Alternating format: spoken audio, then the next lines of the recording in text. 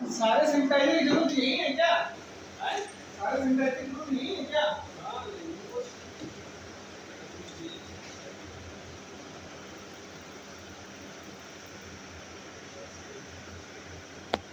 सबसे पहले channel ma'am आपका बहुत बहुत स्वागत करता है। जो रक्तदान का कार्यक्रम आपने लगाया है, अपना नाम बताते हुए क्या संदेश देना चाहती समाज को?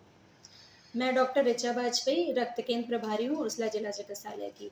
आज हमारे यहाँ 1 अक्टूबर जो स्वैच्छिक रक्तदान शिविर होता है, उस पे हमारे यहाँ 3 कैंप लगे हैं, अलग अलग जगहों पे कैंप लगे हैं। हमारे यहाँ अपने अस्पताल में भी कैंप हो रहा है।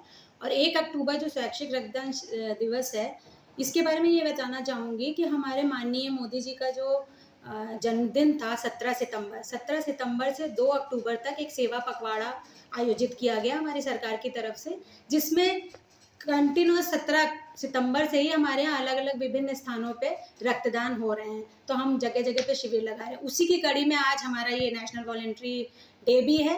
इसमें भी बहुत सारे रक्त हमारे तीनों कैंपों में अभी तक काफ़ी चल ही रहे हैं, ऑनगोइंग कैंप्स हैं, जिनमें काफ़ी ब्लड हमारा कलेक्ट हो चुका है। और ब्लड के बारे में ये बताना चाहूँगी कि इस बार जो थीम था हमारा, उसमें था कि रक्तदान करें और एक सेवा भाव से रक्तदान करें। रक्त बहुत बहुमूल्य है। जो भी हमारे यहाँ रक्तदान करते हैं, जब उनको ज़रूरत पड़ती है तो पूरा साल हम उन्हें रक्त देते हैं। एक डोनर कार्ड मिलता है जिसमें रक्त हम पूरे साल उनको, जब उनको ज़रूरत पड़ती है तब देते हैं। और ये एक ऐसी चीज़ है जो कोई बनाता नहीं है, ये कोई देगा उसी के बदले दूसरा देगा। और कब किसके घर में क्या ज़रूरत पड़ जाए, क्या इमरजेंसी पड़ जाए, ये नहीं होता। इसलिए हम लोग रक्तदान को इतना प्रमोट करते हैं ताकि ज़्यादा से ज़्यादा रक्त हमारे पास रहे और जब जिसको ज़रूरत हो, जो नीडी हो, उसको रक्त समय से मिले ताकि उसकी जान ना जाए। इसकी गाइडलाइन क्या क्या स्वास्थ्य संबंधित, इसके बारे में कुछ टिप्स है? गाइडलाइन इसकी यही है कि जो भी व्यक्ति 45, जिसका वजन 45 से ऊपर है, 12.5 ग्राम हीमोग्लोबिन है, स्वस्थ है, वो ब्लड दे सकता है। उसमें कोई किसी, बाकी हमारे पास एक काउंसलिंग फॉर्म होता है जो हम सारी जानकारी उसमें प्राप्त कर लेते हैं। अगर किसी में लगता है कि कोई कमी है तो हम वो रक्त नहीं लेते, ताकि रक्त की क्वालिटी अच्छी बनी रहे। तो इसलिए एक हेल्दी डोनर हमें चाहिए होता है। वॉलंटरी डोनर पे, स्वैच्छिक रक्तदान पे इसलिए हम लोग इतना जोर देते हैं क्योंकि वो रक्त जो होता है अच्छा होता है, और अच्छे रक्त को किसी की बॉडी में चढ़ाया जाएगा तो उसके स्वास्थ्य में सुधार होगा, ना कि कोई बीमारी आ जाए उसके रक्त में। कितने समय बाद देना उचित रहता है शरीर के, मानव शरीर की सुरक्षा के हिसाब देखिए, से? 3 महीने का टाइम रखा जाता है। 3 महीने के अंतराल में लोग दे सकते हैं। बाकी हमारे पास बहुत सारे ऐसे डोनर हैं जो 3-3 महीने में भी करते हैं। ये तो 6 महीने, साल भर में आप कर सकते हैं, मगर मिनिमम टाइम जो है वो 3 महीने का है। देने के बाद आदमी कितने समय तक रेस्ट टाइम होना चाहिए, क्या देखिए, विशेष ध्यान देना चाहिए? एक बहुत बड़ी ये लोगों में भ्रांति रहती है कि रक्तदान करने से कोई कमजोरी आ जाएगी। रक्तदान करने से कोई कमजोरी नहीं आती। रक्त भी बहुत जल्दी दोबारा बन जाता है, मगर कुछ एंटीबॉडीज और ऐसी चीज़ें होती हैं जिसके लिए हम 3 महीने के बाद उसको बोलते हैं। बाकी कोई कमजोरी नहीं आती।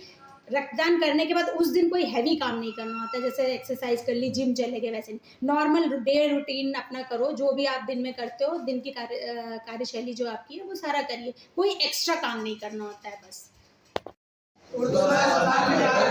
राष्ट्रीय स्वैच्छिक रक्तदान दिवस 1 अक्टूबर के दिन यह शपथ लेती हूँ कि मैं अपना रक्त नियमित रूप से दान करूँगी। भारत में रक्त की आवश्यकता को ध्यान में रखते हुए या मैं यह भी वचन देती हूँ कि मैं अपने परिवार, दोस्तों, रिश्तेदारों, सहयोगियों और जनता को नियमित स्वैच्छिक अवैतनिक रक्तदान की आवश्यकता के बारे में जागरूक करने का प्रयास करूंगी। इसके साथ साथ मैं ये भी वचन देती हूँ कि जब भी कभी किसी को रक्त की जरूरत होगी, बिना किसी लोग के, बिना किसी भेदभाव के रक्तदान करूंगी। मैं सतत प्रयास करूंगी ताकि रक्त की कमी से हमारे आसपास किसी की जान ना जाए।